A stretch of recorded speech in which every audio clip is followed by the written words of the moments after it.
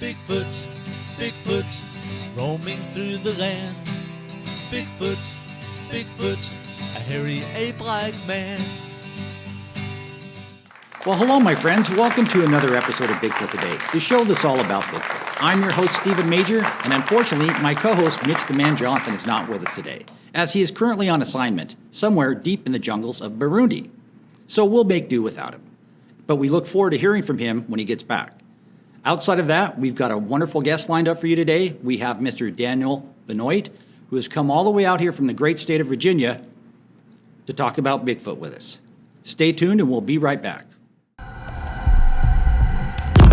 This show is sponsored by Extreme Expeditions Northwest LLC, your gateway to adventure, specializing in guided Bigfoot expeditions to Alaska and throughout the Pacific Northwest and Canada. Well, welcome back, my friends. And now it's time to bring out our guest, Mr. Daniel Benoit. Glad to have you here. Have a seat, my friend.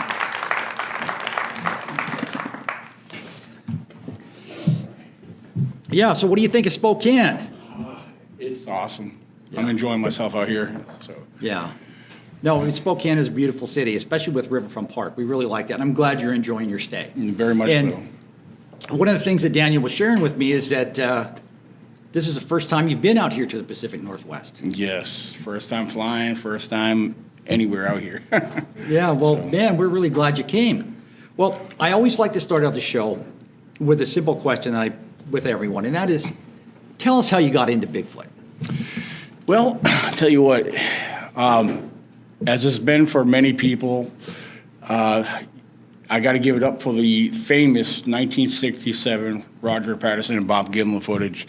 That video alone sparked something in me. It convinced me that they are real. To this day, that video has not been debunked.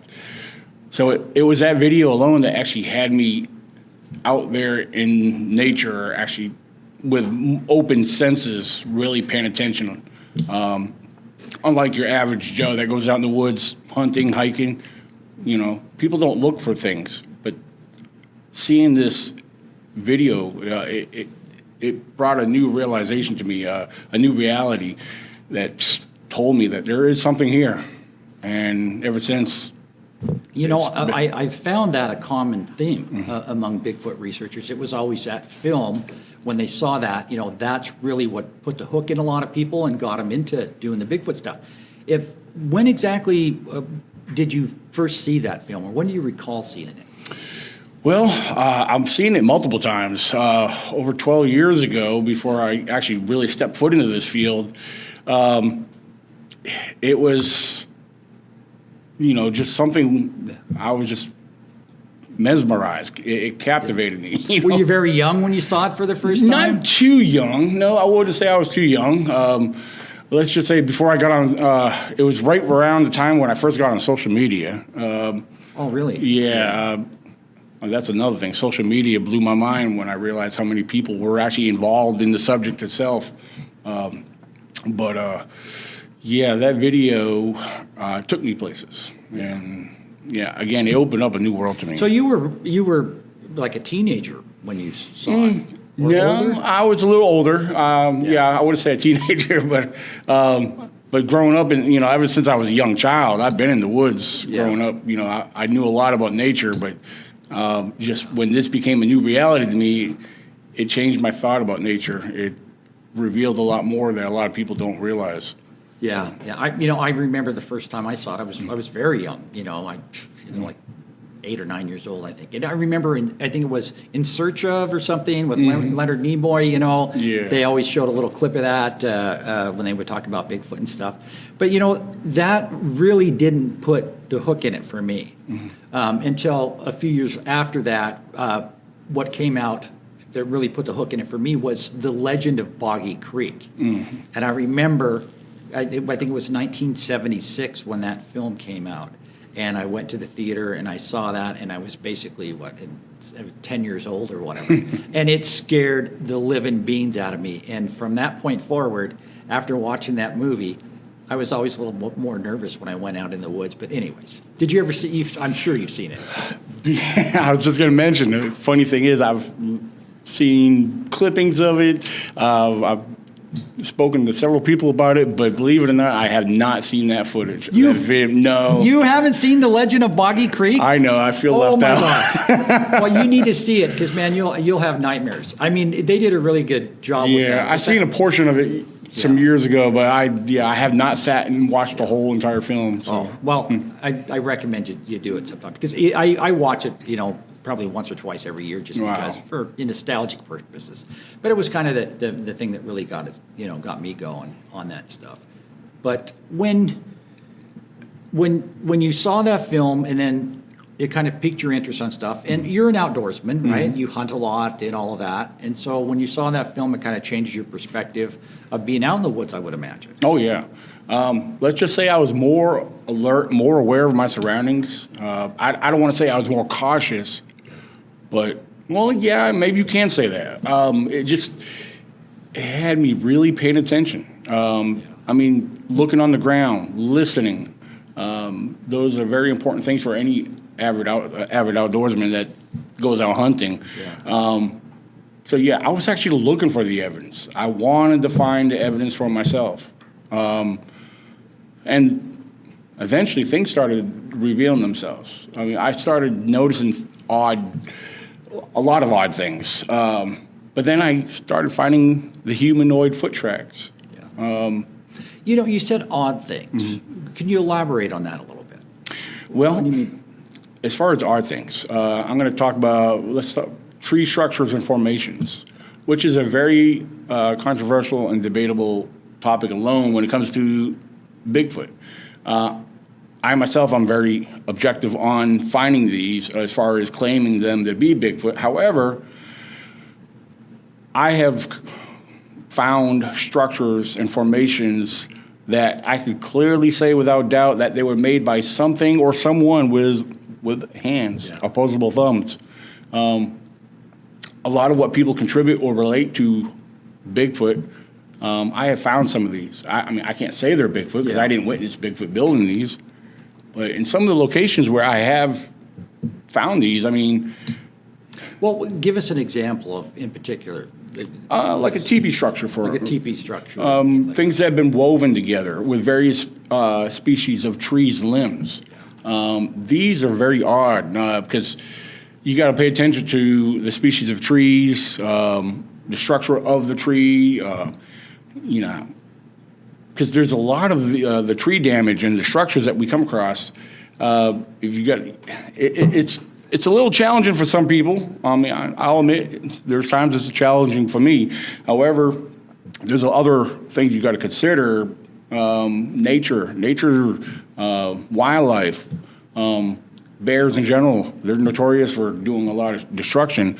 And but wind, storm, snow, a lot of these form things that we don't see happening until we find them later. So that's something we have to be careful of. But but straw teepees, they're one of my fascinating structures to come across. So. No, just so I mentioned you're from Virginia, but could you tell the folks exactly where you're from in Virginia? I have a hard time pronouncing the name of that. Oh, yeah. I live in the Shenandoah Valley. It's the western part of the state where we're surrounded by the Blue Ridge Mountains. You go a little further west, we got the Allegheny Mountains. And as a friend of mine once mentioned, we're actually sitting in a big salad bowl. Big what? A big salad bowl. Yeah. So, I mean, it's a beautiful area. A lot of open farmland. You got a lot of woods. The national forests run through there. So it's I mean, it's... In the town that you're from? The town is called Cremora in Augusta County. It's, Cremora is, it's a small, simple rural area, surrounded by farms and whatnot. Yeah. Yeah. Yeah, so, okay, so we kind of figured out where you're from and that kind of stuff. And, what you were talking about is finding tree structures and things like that. And when you find these structures out there, have you ever found any additional, found a weird tree structure or whatever, and then found some tracks around it, or anything in conjunction with that, or just Yeah, on occasions I have found what appear to be track impressions in the general area. But then again, some of them were very inconclusive as far as some of the areas that the tracks are found in, along with these structures. The ground has a lot of leaf litter, so you're mainly seeing impressions that could be related to other wildlife, bears in general. Virginia is notorious for black bears, and some of them are huge. I mean, I've seen big black bears. I've had close encounters with some of them. So you got to be careful, because a lot of their tracks, people misidentify them constantly. It's just they're misinformed or not aware of how big a bear track can actually be. Yeah. So, but I get a lot of photos emailed to me, and they go, "Look what I found," and I have to tell them, unfortunately, that that's a bear track. absolutely. So sometimes I get a little bit confused. So you've been active as a researcher in your area for how long? About roughly 12 years now. About 12 years now. Okay, and then during that time, what has been your most significant encounter that you've had? Now, we talked a little bit about that, but you had an encounter. There's one thing I did not mention to you, and which I haven't mentioned to several people. There's actually a couple different things that's happened to me over the years. But the main one I mainly ever shared was the one that happened in 2014. Which actually took place after midnight. There were 6 of us total. We were actually on a camping outing where we decided to go on a night hike, approximately almost a mile from our campsite. It wasn't till we started walking back. And keep in mind, this took place after midnight. And, I mean, if you like, I could go through the story real quick. I would love to hear it. No, let's hear it. Yeah, now, I mean, some people it's not that exciting because of the details I'll get into. However, again, we were hanging out down by the lake that's in the area. And at this point, it was very late, and we decided to regroup and head back to camp. So we were walking back to camp, and we were walking a single file line. We were on the dirt road that was going out to the main forest road. And as we're walking out, we're not talking. I mean, we're not trying to keep quiet. We're talking at normal tone, and we're noticing deer walking on the side of the road. Actually, there was one in particular. It was a fairly large deer that was very close to us, probably almost as close as me and you, just walking along towards us, and which was interesting because they act like we weren't really there. Because deer in the area are very skittish, of course. But so eventually it wandered off further into the darkness, and it was right after seeing that deer, as we're walking up past that area, something on the opposite side to my left caught my attention, and I'm staring over there, and I'm seeing something reflecting. I was like, what is that? I had my headlamp on, and I'm like mesmerized by this. At first glance, I thought it was just one of these little metal yellow signs that you would find in some of the national forests, and all they say is no vehicles beyond this point. And I thought it was one of those yellow signs reflecting. So all of a sudden, I'm staring over there, and all of a sudden it became in focus because it actually blinked. And that's when I realized it was a set of eye shine. Now, was it down low, or was it up high, or? Yes, this first set of eye shine was actually down low. And I didn't realize it because, like I said, we had lights and everything, but it was still dark. At the distance I was seeing it, I couldn't tell exactly the proper position. I just know it looked low from the distance I was standing. And my buddy Tracy was the next one right behind me. I called him up to see what I was looking at. Mm-hmm. And sure enough, he gets up there and he sees it. And next you know, we see it like zip off to the side, like disappear. But Tracy calls to the rest of the group, guys, get up here, we got eye shine. So we get up into that spot where we saw the eye shine, and we all get in there, and we're looking down into the woods, and yes, we noticed from the edge of the forest where we were at, it sloped down several feet, and then leveled back out. So we're looking down in there, and all of a sudden we see this set of eye shine again, and we're looking between 30, maybe 40 feet. Yeah. And all of a sudden, this set of eye shine, for the record, large yellowish-looking eyes. Yeah, I was going to ask you. And one thing we noticed, first observation, it was swaying side to side pretty fast. Yeah. And, here I am. I'm pretty well familiar and acquainted with a lot of the wildlife in the area. And at this time, I'm only seeing eye shine. I'm I'm not making out what this could be. I'm not identifying it. I'm basically scratching my head. And no, the thought of Sasquatch was nowhere in my mind whatsoever. As far as I know, no one else either. But we're all seeing this together, and we're estimating whatever this is, it's got to be around 4 feet tall. Yeah. And we're seeing it swaying side to side. And as we're staring there, about 4 or 5 feet to the right of that one, here comes another set of eye shine. And this one here was probably around, we estimated to be around 6 feet tall. And same color eye shine. There was no movement except for the eyes. We seen it blink a few times. And how far away from you was it? We were about a good 30, maybe 40 feet. Okay, yeah. not a long ways then. No, not at all. I mean, it may have actually been closer. It just, but I'm safely estimating it was around the 30-foot mark. Yeah. So yeah, we're seeing 2 different subjects now, 2 different height levels. Same, like I said, large yellowish eyes reflecting off our headlamps, I believe. And, it's getting a little interesting. Just still not able to identify what we're looking at. Yeah. And then I'm kind of scanning my eyes around in that general area. There's a lot of thick brush and bush in there, a lot of trees. And all of a sudden, I'm looking over to my right, and down behind some bushes, I noticed a 3rd set of eye shine. Now, this eye shine, it started off very low. That's when I noticed it was very low. Yeah. And then all of a sudden, I'm staring at it. And before I had a chance to tell anybody that I'm seeing another set of eye shine, I'm noticing this set of eye shine is like raising up, like getting taller and taller and taller. And then all of a sudden, I was like, this set of eye shine, I'm looking at it. It stopped. It was towering over top of the 6-foot one by another 2 feet. So, and Tracy, I know there was another couple that mentioned later that they were seeing it, but me and Tracy were seeing this together. And Tracy was the first one to say, guys, we got squatches. And at that point, I wanted to believe that's what that was. Yeah. Because I'm not seeing nothing. Was there any noise? No noise, nothing. It was total silence. Again, that small one's still swaying side to side. Yeah. It slowed down maybe a little bit, but not much. And then that 6-foot one's still standing there, occasionally blinking its eyes. Now we got this one that we're estimating, this has got to be 8 feet tall. And large yellowish eyes. Man, I got a story for you about that. What you're describing, I've had a similar experience. Okay. With that, and it was very odd. And but we'll talk about that later. Yeah, absolutely. There was the same color eye, and it started out. It was down. It was low, about this high.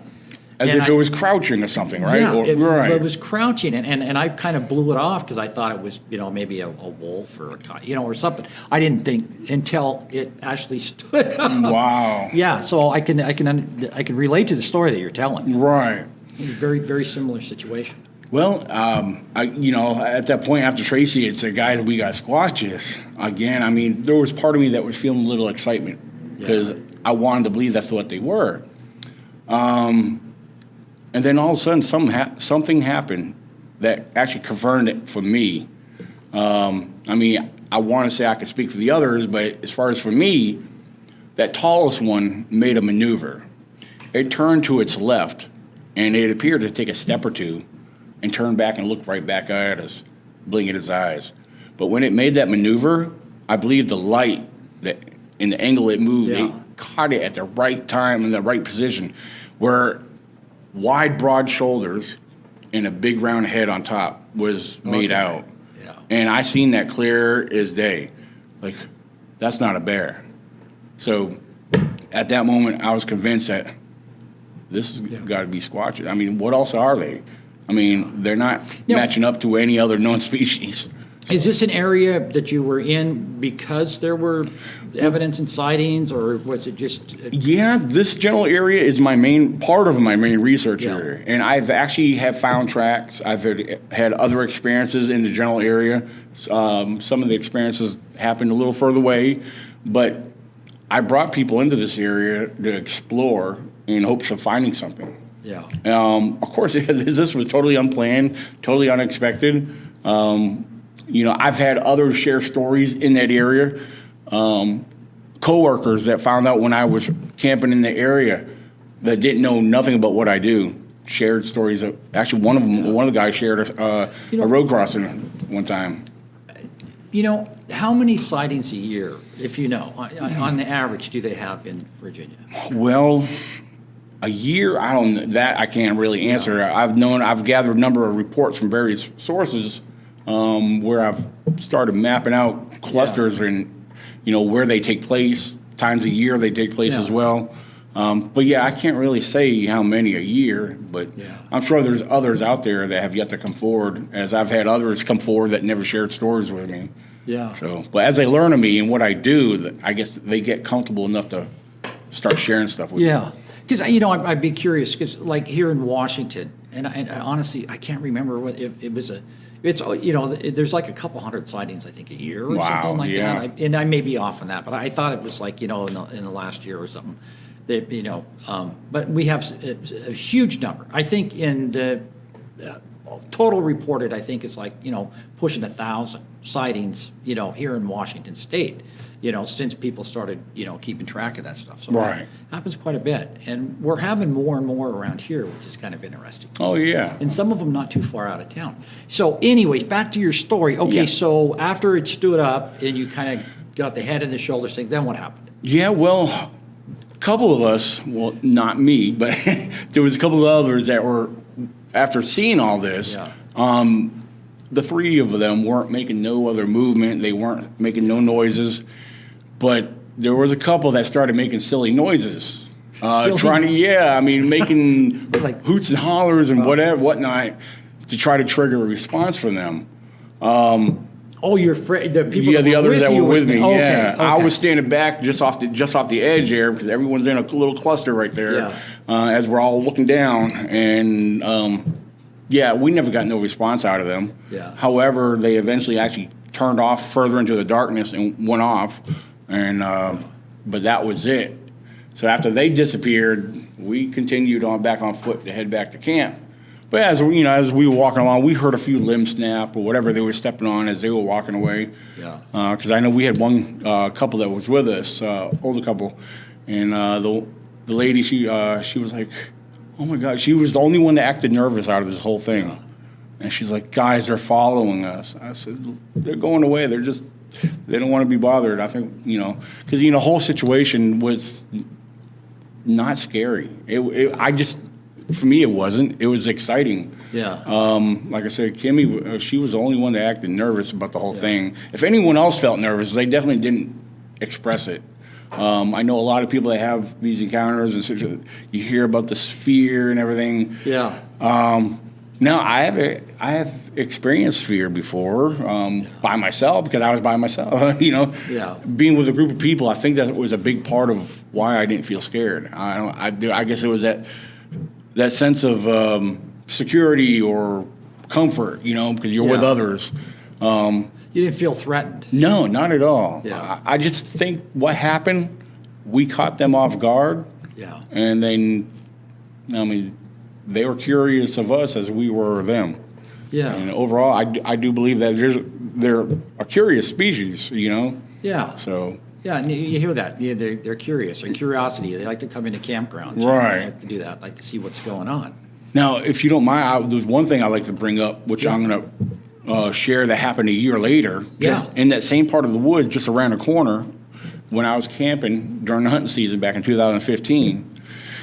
Well, I was sitting there at my campsite. It was probably about 10 o'clock at night. I was too wide awake to go to bed, but it was dead quiet in my camp.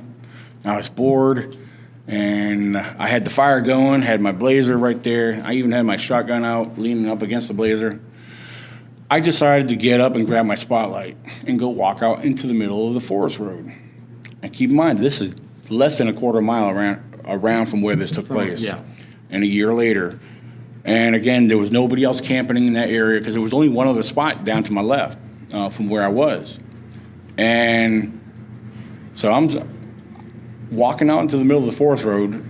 I didn't turn the spotlight on. I walked out into total darkness. I have a habit of doing this every time I go camping, regardless if I'm hunting or not. I go out, walk into the middle of the road, and I just stare off into the darkness for, maybe a minute, if that.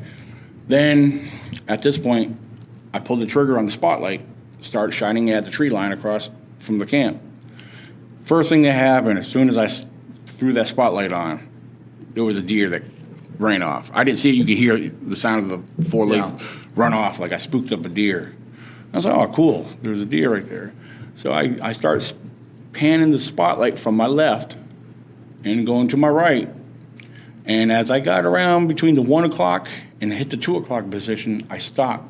Because immediately, as soon as I hit that position where that spotlight was shining over there, something inside that tree line, very large, very heavy, bipedal, without doubt it was bipedal.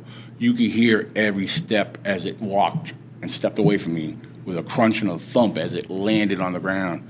Whatever it was stepping on. How far away was this from you? Oh, the tree line itself was only 20 feet. Yeah. But whatever this was just inside that tree line somewhere. Now, keep in mind, this general area here, it is kind of thick in some of the areas. But once you get past the thickness, it's pretty well opened up down to the creek behind there.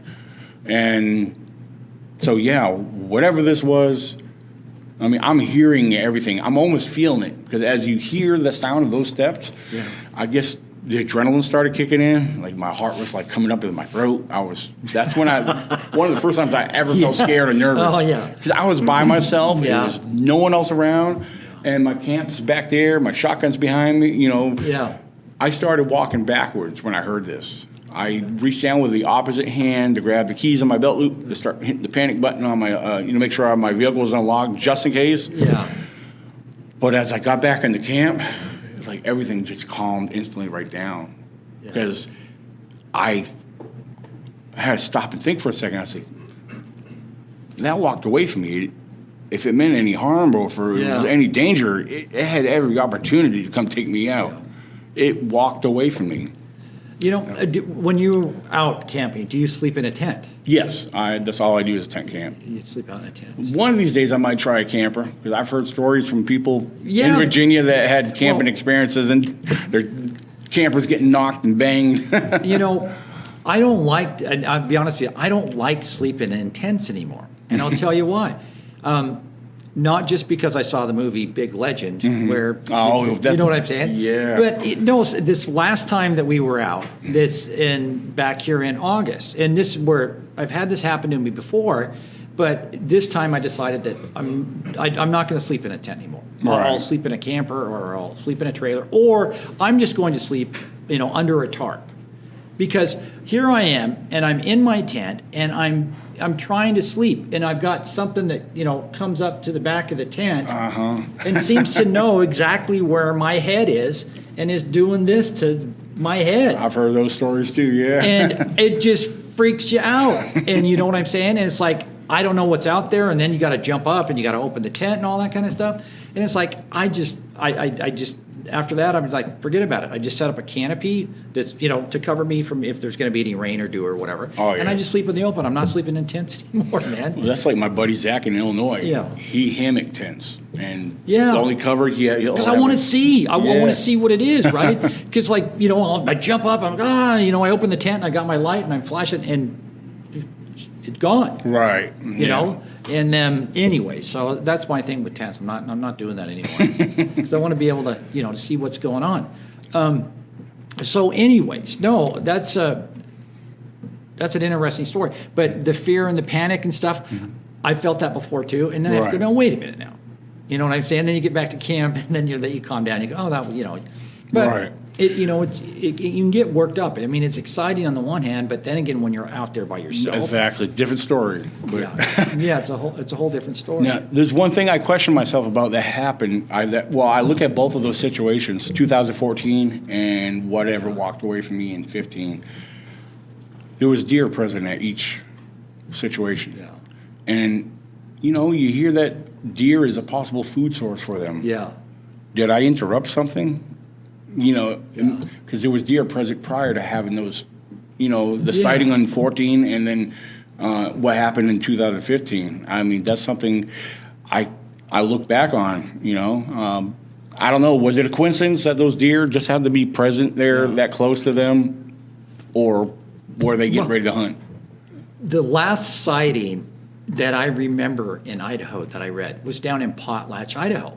And this woman's driving down the highway in her car, and all of a sudden here comes this deer, and she hits this, basically this deer comes booking out of the trees, and as I recall, and she clipped it with the front of her car, and she looks in the rearview mirror because she's like, why is this deer running? And in the rearview mirror, she sees what she claims was a Sasquatch chasing this deer that just busted, it's a little 2-lane highway. It's not a major highway. It's pretty rural. But anyways, she claims the Sasquatch was chasing this deer and whatnot, and she ended up clipping it with her car, and she called the highway patrol and all that, and they came out and did that. But I thought that was a pretty interesting story. Now, I've heard stories from others that, not direct stories, but where hunters have actually seen Bigfoot carrying deer. Yeah, you see a lot of them. I haven't, I haven't experienced anything like that, right, and whatnot. But you do hear it a lot. But it makes me think of that, And then you'll get some other sightings, and some people reported in Idaho where they were out deer hunting, and here comes scared deer running across the road in front of them, and the next thing you know, Sasquatch is right on their tail. Yeah, so they must move pretty fast. One other question that I have for you too: what to this date, what do you believe is the most significant evidence that you have found that you could say that you're pretty confident is Sasquatch? Well, I mean, as far as physical evidence, I'll have to say the foot tracks. Yeah. Although, science doesn't accept them because, yes, foot tracks can be hoaxed. Yeah. They have been hoaxed in the past. There's people out there, I'm sure, that still do it just because they want to show something off. Yeah. But I personally, with the tracks I have found over the years, I know my tracks are real. I've found them out in pretty deep areas. Yeah. What's the odds of somebody going way out there, planting these tracks out there, and how do they know I'm going to find them? I don't tell people when I go, where I go. So I just feel like it's very unlikely. Well, I agree with you because people, the skeptics like to say that. They like to say, well, somebody could have faked those. Right. But here's what I say: like, who's going to rent a helicopter, fly 75 miles into the wilderness of BC, put on some fake feet to leave some tracks, like somebody's going to find them. You know what I'm saying? That's my point. Now in areas where there's a lot of human traffic and stuff close to town, I think you're going to get some hoaxes. But in the instance like you're talking about too, you're out in the wilderness. Come on, what the guys? If somebody's going to hoax something, they're going to do it in an area where someone's going to find it. Right. They're not going to go in the middle of nowhere and hope somebody finds the tracks. But anyway. Yeah. How about vocalizations? I've had several different vocals. Now, a lot of the vocals I hear in my area could be contributed to known species. I've always been able to identify a lot of them. Yeah. However, there's been a few. Various screams and howls. The whoops. Whoops are very common among what people get experience and hear that we contribute or relate to Bigfoot. Yeah. I've been whooped at very close at camps. You've been whooped at? I call it being whooped at. Yeah, yeah. Some of it's been close. I've very few respond. Most of the time, I hear these. They just come out of the blue. Come out of nowhere. Yeah. Tree knocks. I've actually I've experienced tree knocks. I've gotten responses from my tree knocks. So. I have to be honest with you on the tree knock thing. Yeah. Initially, I kind of embraced that. However, as time goes on, I'm becoming more and more of a skeptic. Okay. About the wood knock things, and I really am. And I get that. The reason being is one, no one yet, or at least that I'm aware of, has actually seen a Sasquatch beating on a tree. Right. No one's seen it. And in fact, I don't think anybody's seen it. And that's part of it. But also, I spend a lot of time talking with the native folks. Right. You know what I'm saying? And they're not, at least in the people that I've talked to on the coast of BC and whatnot, they're really not, that's not really a big thing with them with Sasquatches that they're beating on trees. Right. And whatnot. And then the third thing is I've been out in the woods and I'm having a nap in my tent and I'm sitting there, and this was last summer, and I was just thinking about this, and pine cones, the green pine cones were falling 100 feet, down the tree. And man, if I didn't know what was doing, and it sounded like a tree knock. Oh, yeah. You know what I'm saying? And the wind will blow, and a branch will break off, and it'll fall down. So anyways, I've kind of become a... Right, which, no, I totally get that and respect that. Here's a couple things I look at. Well, real quick, tree limbs will break off. Yeah. We won't hear the break of the tree limb, but when it falls, we'll hear that knock. During the daytime, woodpeckers. I've been out with people that I've heard the woodpeckers, and people claim they're tree knocks, because they don't. Yeah. Some woodpeckers do single taps, which they sound like knocks sometimes. But, however, one of the comparisons I do with Bigfoot or Sasquatch, and I'm not making them equal to our known species of primate, but chimpanzees, gorillas, baboons, so forth.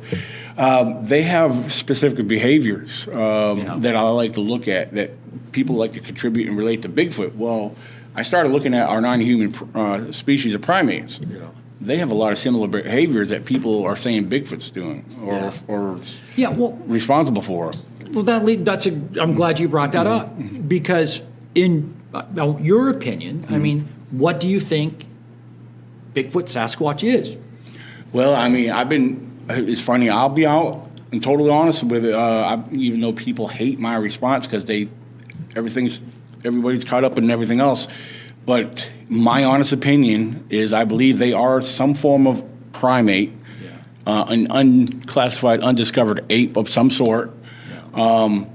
I'm not saying they're a gorilla. I'm not saying they're a chimpanzee, but they are a species of their own kind. There's people that want to believe there are a type of whatever, human hybrid. That's fine. They could be something somewhere along the lines, although I have to be careful how I word that because I tend not to lean towards the evolution side of things. Yeah. But at the same time, I do believe there's some form of primate yet to be discovered and classified.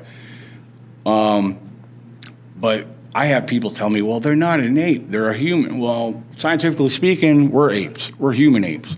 Then you have your non-human apes. So, but that's where I stand with that right now. And that's a good point that you bring up. And what I mean by that is this. You've got people that believe that Sasquatch is an undiscovered North American primate, or ape, a great ape, right? Mm-hmm. So you have people you call, I think, apists or whatever, right? Mm-hmm. That's what they believe.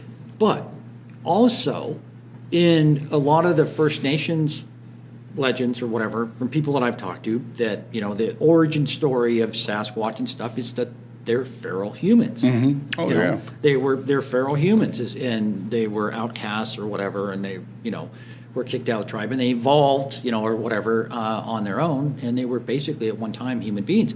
And also with the Nantinaq, up there out of Port Chatham, Alaska. Legend is a Nantinaq, they call him a cannibal giant, or cannibal. Oh, yeah. And people say, well, if cannibal, how that means he eats it. No, they call him a cannibal because he used to be human and he eats humans. Mm-hmm. You know what I'm saying? That's where that comes from. Right. That cannibal giant thing. But in their legend, as well, it's not an ape or anything. It's, it's someone who became, was once human and then became this beast. Oh, yeah, absolutely. Yeah. So I guess there would be some conflict there. Yeah, I mean, you got people that believe they're alien. I mean, I think that's a cool theory. I'm not going to dismiss any of these other theories that are out there, but some of them I can't jump on board yet. Yeah. I just feel like where people are going to start throwing out these other theories, wouldn't it be easier to focus on the one that's more down to earth and logical versus? Well, thank you for saying that, because I certainly, for one, don't believe that Sasquatch lives within trees. I just don't. I have a hard time with that. Yeah, well, as far as people believe that they were brought here to Earth, I mean, if they were, how are you going to prove that? I mean, wouldn't it be more easy to prove that they're more Earth-dwelling beings that already exist here? I mean, in this too, in my experience, and I could be totally off base, but my experience is that one, they appear to be, from the sightings I've had, they appear to be a large primate. Mm-hmm. You know what I'm saying? From Right. my experience and the sightings that I've had. Number two is they're very physical. They leave tracks, they break things, they smell, they make noises. Right. You know what I'm saying? And you know what I'm saying? They're not magical. You know, I'm saying they're very physical in that regard. And they look to me to be a large Right. primate.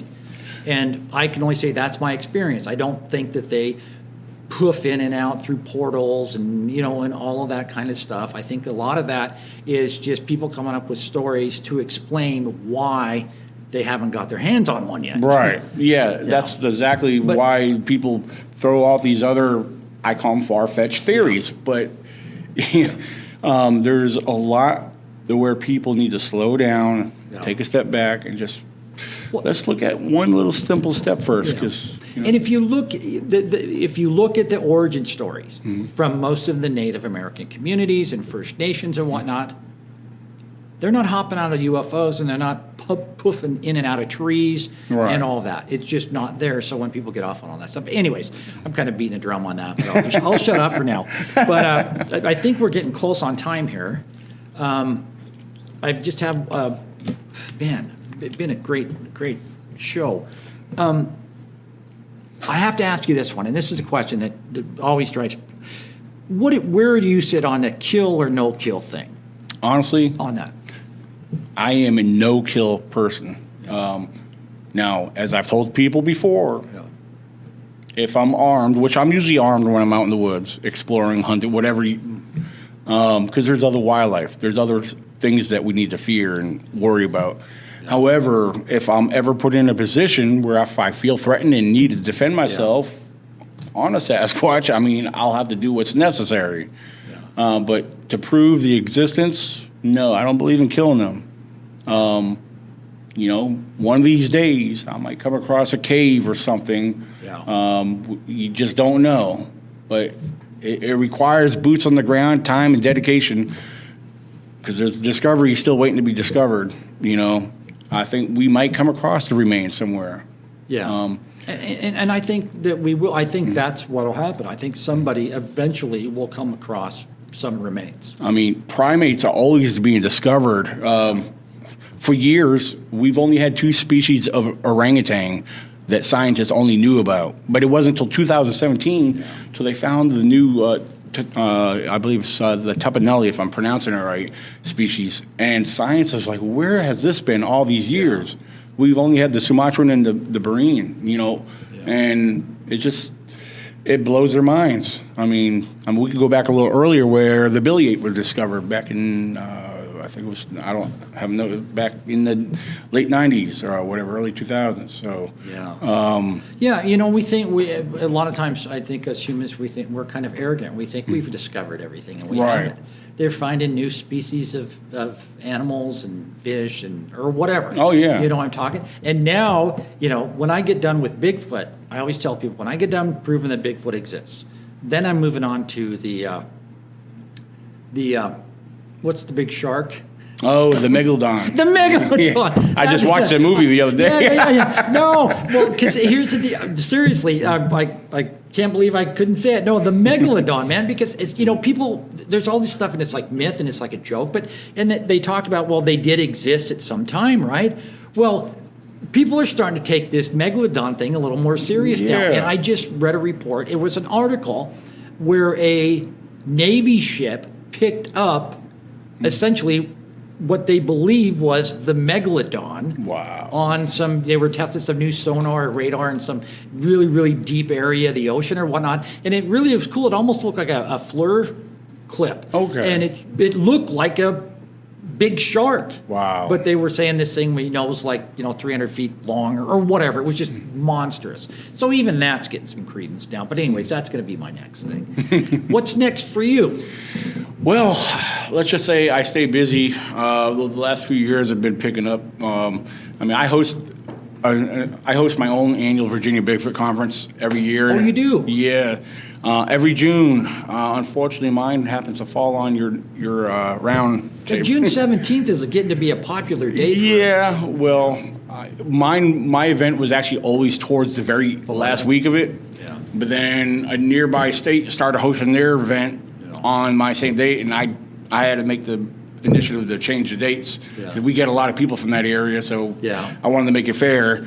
But yeah, every June we host the Virginia Bigfoot Conference, and then every October we do the October Squatch Fest. But there's a lot going on with that. I got events I go to speak at, and then a couple things are making some headlines out my way. One, a real good friend of mine, fellow researcher, Michael Cook of Cook Cryptid Research. We've done a lot of events together. We've been out in the woods together. We've had some experiences together as well. But he is making headlines. If you are Michael Cook, yes. If you are a barbecue fan, you got to try Sasquatch. Yes, it's his homemade. Yes, Sasquatch. SOSS Squatch, all one word. Yes, it's the flavors of barbecue sauce he makes is unbelievable. It's amazing. He even does a hot sauce. Yeah, it's all Kentucky bourbon based. It's made from Kentucky bourbon, and man, every event he goes to, people are buying it up. He's Can you buy it online? That's yeah, it's actually available. He actually has a Facebook page now. You can go to Sasquatch Facebook page. It's Sasquatch LLC, I believe, on Facebook. But you should be able to go to Sasquatch.com. So he's actually one of my sponsors for my event, and I'm actually wearing a T-shirt for a good friend of mine from Pennsylvania. Her name's Gwendolyn Purcell. Yes, and this is where the tree knocks come in if you got knockers. So, yeah, got knockers right here. So, yeah, I've been wearing her gear out here. So, yeah, she's got an Etsy store and everything. So, And what's her store? it's under Got Knockers. Yeah, with a question mark at the Okay, I end. gotta Yeah. check that out. If you notice, it's got the Bigfoot holding the stick. Yeah, I so, just really yeah. paid attention. Got knocked. Yeah. Yeah, she's very incredible. She's been attending my events, and I've helped her come down and speak at other events with me. So yeah, there's a group of us. I mean, there's a lot of people that I associate with, but there's been a group of us. We've been kind of working together in various ways. Yeah. Well, Again, that's good to see yeah. people cooperating, because I'll tell you what, that's not a real big thing out here in the Pacific Northwest. I'll tell you that. Cooperation among Bigfoot researchers and Bigfoot groups. And so Right. it's nice to see you can do that, because I always thought we could do more together than we can individually. Yeah, that's one thing I noticed since the time I started, especially on social media. There was so much finger pointing, blaming. It's been a lot of arguing about things, about what people believe in. I've learned, let's agree to disagree. I mean, Yeah, don't hate somebody because you don't agree with them. Yeah, it's okay. I mean, you don't Right. have, I've got my thoughts, you got yours. I don't know. Nobody really knows. That's Right, the thing. exactly. You know, we formulate our own opinions, and that based on our own personal experiences. you Oh, know, yeah, and absolutely. whatnot. Could be wrong, could be right. But there may be more. There's definitely more to it than anybody knows at this point. Yeah. And that's the mystery of it all. Well, once again, my friend Daniel, I want to thank you very much for traveling all the way across this great country to come out here and be on the show. It was a Absolutely. pleasure to have you, and I hope you enjoy the rest of your stay here in Spokane. Oh, and, yeah. we'll look forward to checking with you again soon, see what's up. Awesome. Thank you very much for having me out here. It's been a pleasure. You bet. Welcome. Well, my friends, we're out of time right now. It's been a great show, and we'll see you next week.